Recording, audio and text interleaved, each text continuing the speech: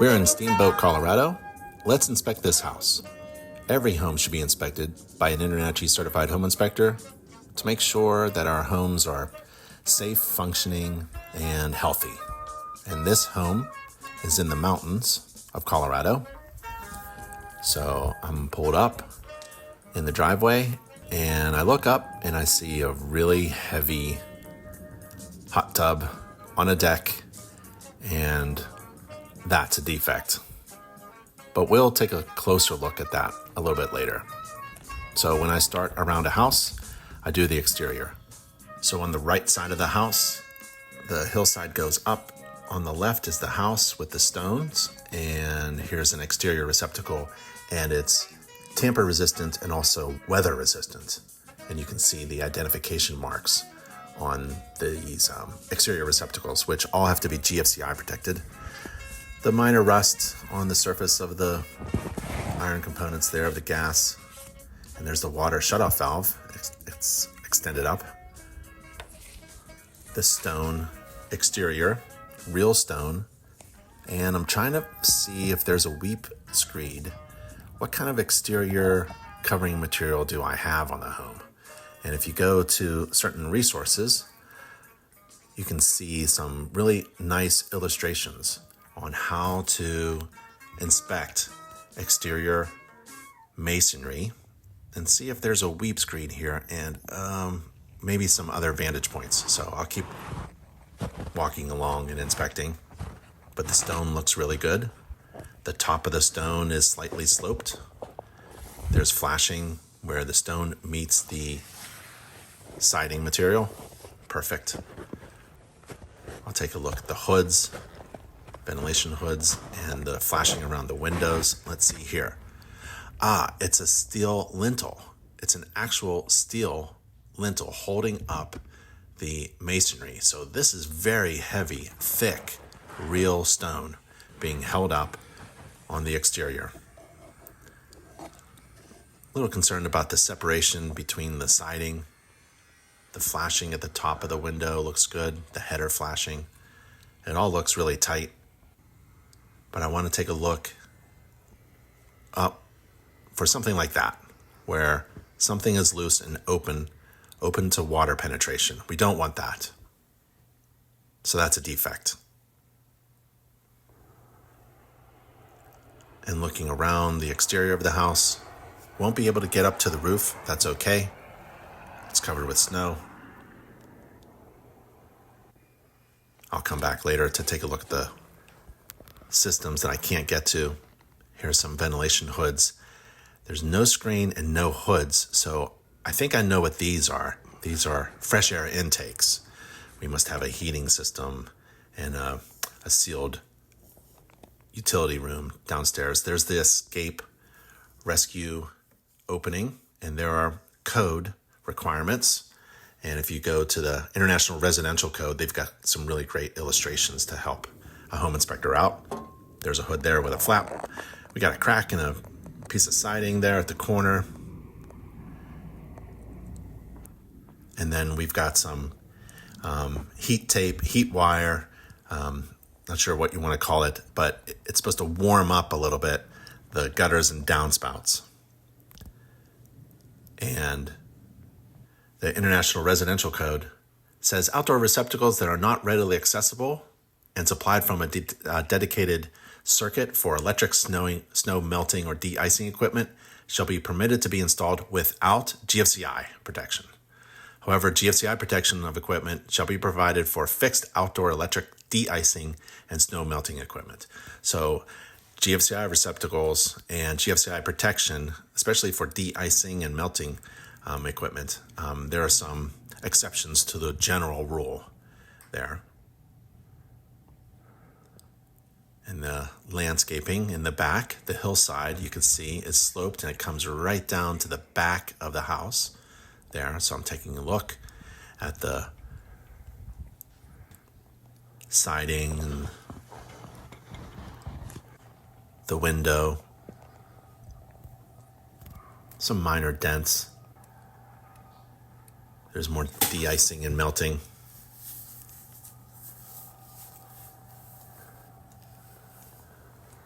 up there. Not sure if it's actually doing its job.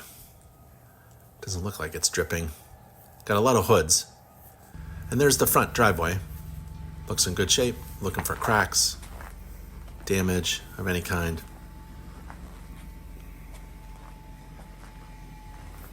There are 2 garage doors, so we'll open and close the garage doors using the openers. Minor masonry crack, I'm not too worried about that.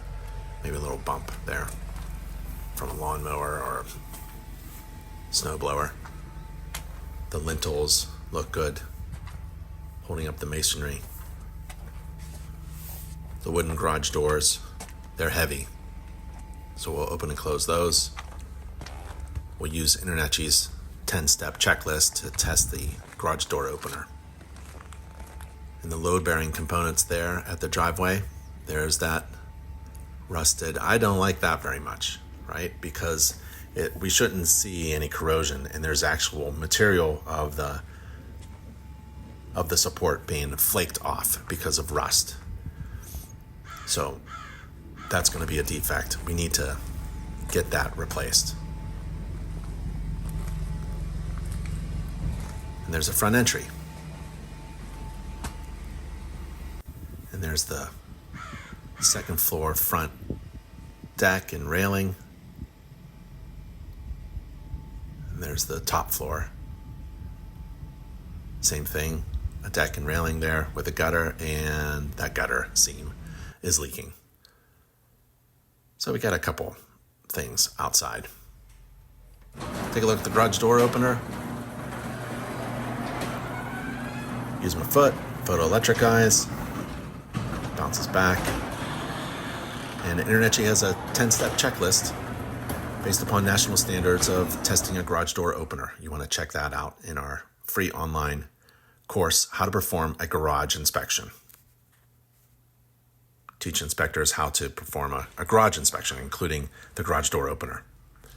So we've got 2 openers there. You know, we have to check them out because a garage door, that's the largest moving component in a house. And so there's some safety features that we need to take a look at, like the photoelectric eyes there. And the fastening and the wheels.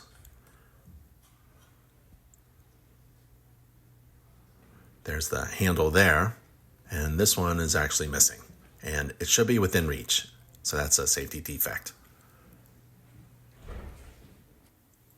So take a look at the garage door openers, and inside the garage there's a thermostat. So I know I've got some kind of boiler system with underground piping. There's a drain pipe there, but we're gonna let this warm up. And it's a nice feature for a mountain home in Colorado to melt the snow and keep the garage floor dry. That's probably a passive radon vent fan. GFCI protection in the garage.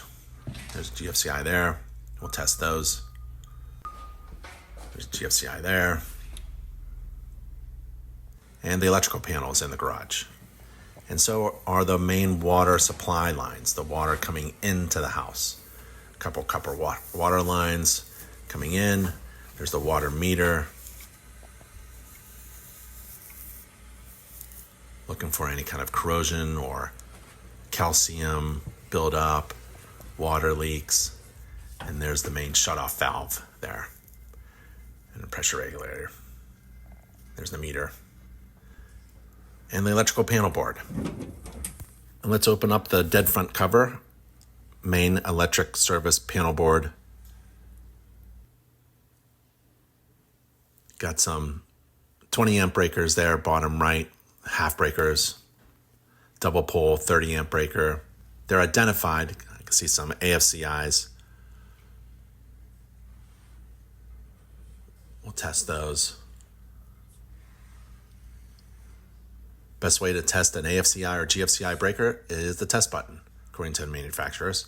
And it looks like everything is identified right there. So that's good.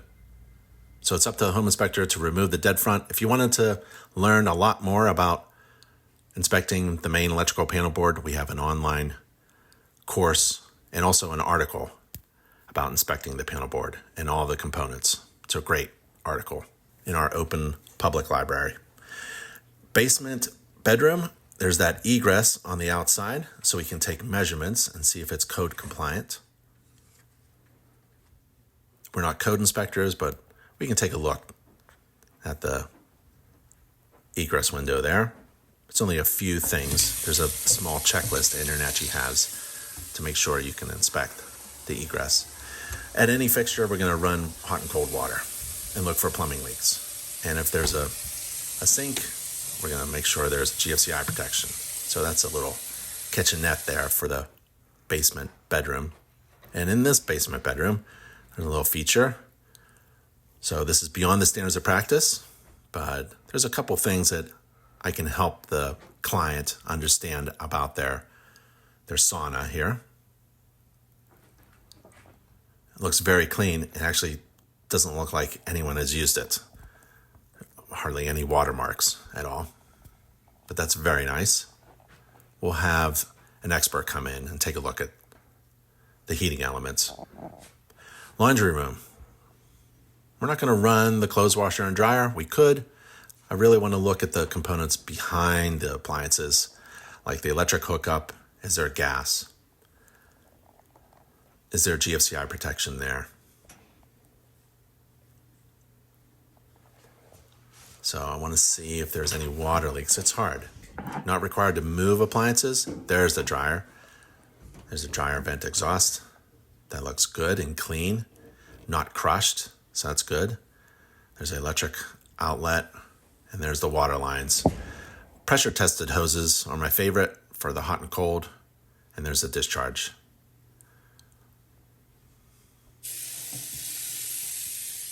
Another sink in the laundry, the supply lines, the drain, the trap, looking good. Drains out.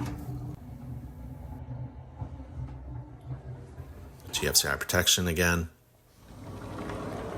We're going to go onto the deck. There's that second floor front deck with the really heavy hot tub with the defective iron support underneath it.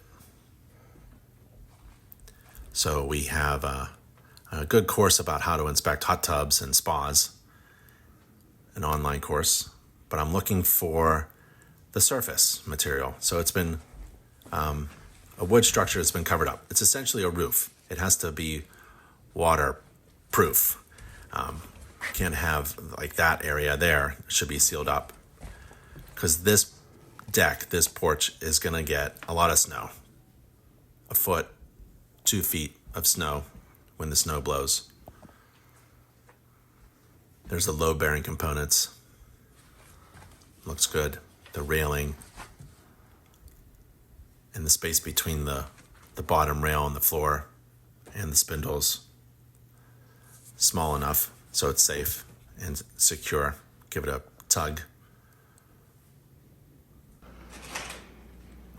And this door here just won't really open very well. This is the upper deck. This is the third floor. Top floor. And they shoveled it off for us so we can take a look. That's nice. And then the kitchen. This is the main kitchen on the main floor. And we'll open and close the appliances. We have a checklist for a refrigerator if you wanted to do a thorough inspection of the refrigerator. But basically, it's running hot and cold water and turning on all the fixtures, GFCI protection, lights and switches, garbage disposal, looking for water leaks, looking at the components of the garbage disposal and GFCI and water supply for the sink and also the dishwasher, looking at any connections that might be loose. So this looks really good. Looking at the cabinet for water leaks from a prior leak. Got the hot water going. GFCI protection.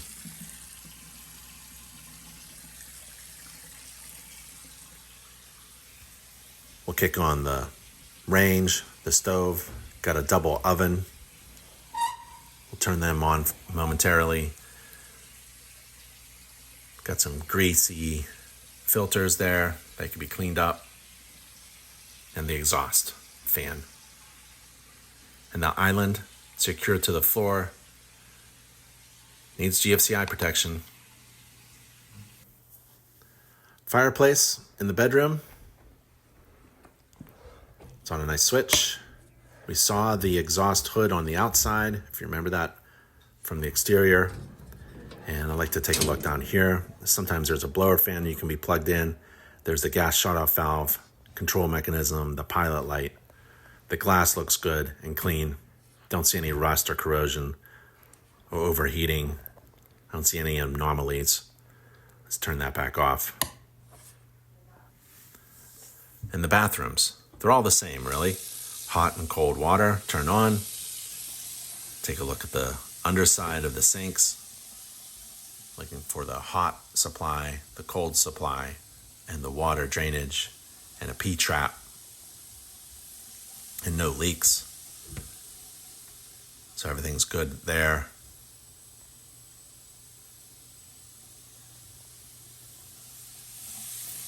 And all bathroom receptacles need to be GFCI protected. And there's the tub. We'll fill that up. Make sure it drains. It doesn't leak in the ceiling below. Make sure it bubbles. What I like to see is an access panel, and I don't have one, unless it's somewhere in the tile or somewhere back there. Nope, there isn't, so I'll cross my fingers, take a picture of that. We don't have access. Tamper glass. There's the tiles of the shower. Try to turn this on without getting hit. So we'll run water there, and then we'll let the sinks run. The tub is running, and we'll flush the toilet and see how that works. Make sure it's secured to the floor with the side of my leg. Look at the bottom. Look for damage, watermarks, leaking. This looks good. And there's a fan in there. And then go to the shower and see how it's going while the toilet is filling up. So that's really good flow there. And the glass block. And then it's resistant there.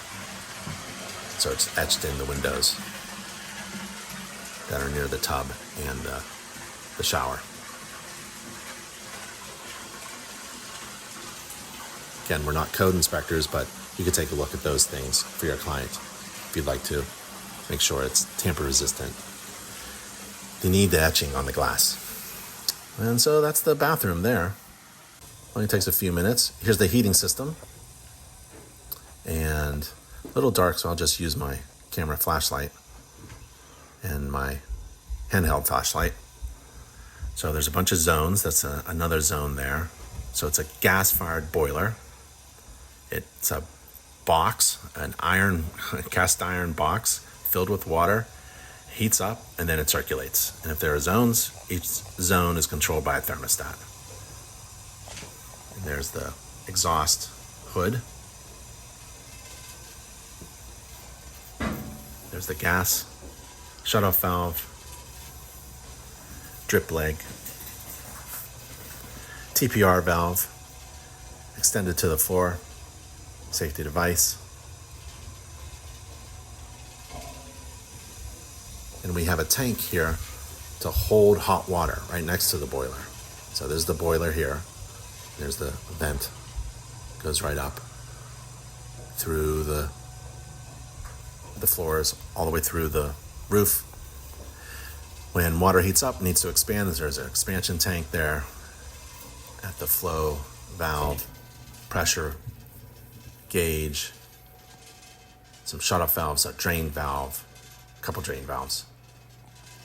Now we have a hot water tank, and hot water, water goes in and hot water comes out. Gets stored in the tank. And when you have a tank there, if the pressure builds up, it needs to discharge out. So you have a TPR valve, and it's extended to the floor.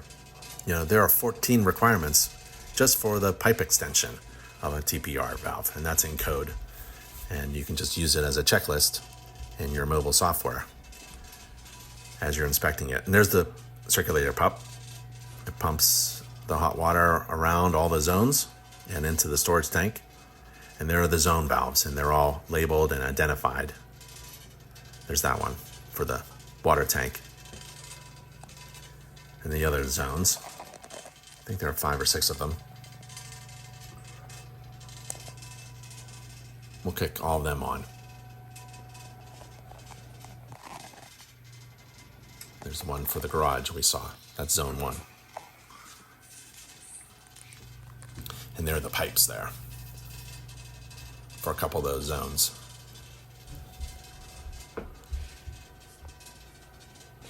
And if you wanted to, you can take a close look up. And there's that water line there, the size, and it's onyx. It's for radiant heat. So those are the zones that go out for that radiant heat there. And we got 2 fresh air. So there's one above and one that's extended below. And those are the 2 hoods that we saw on the outside. There's the light. The light was hidden behind the hot water tank. So now it's all lit up. So now I can see everything. That's okay. So I'll go around the house, take a look at more zones. There's the bedroom and the shared bathroom. I'll take a look at a representative number of switches and receptacles and fans and light fixtures. And there's just a small attic space because the ceiling is cathedral in this house. A little missing insulation right there, that's all right. They could throw some in there. But there's just a little storage room with a scuttle, a small panel, access panel above the bedroom closet. Really nothing to see. But if there was total absence of insulation, that would be a bad thing. And it's a cathedral ceiling, so there really isn't anything like an unfinished attic space that I can crawl into and take a look around. But I'm going to look for watermarks or any kind of cracking or distress on the structural members. So it's doing really well. I don't see anything wrong. Looking at the ceilings and the floors. Just skipping over the cosmetic things. But what a view. And that was a home inspection in Colorado. Hope you enjoyed it. I'm Ben Gromyko from InterNACHI. I'll see you on the next home inspection.